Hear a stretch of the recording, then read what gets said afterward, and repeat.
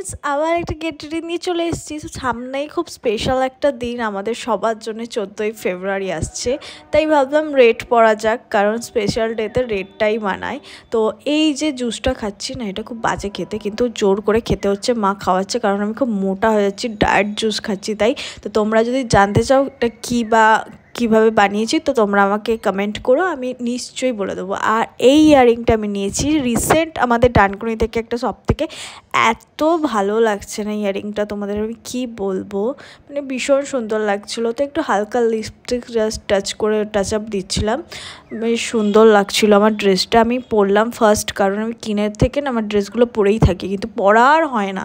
তো ভাবলাম যে এটাই পরা যাক, কারণ 14ই ফেব্রুয়ারি একটা স্পেশাল ডে, তার জন্য রেডটা তো মানে আর কিছু বলার নেই, রেড পড়তেই হবে। তো কে কার সাথে ঘুরতে যাও আমাকে অবশ্যই জানাবে কমেন্টে। চলো।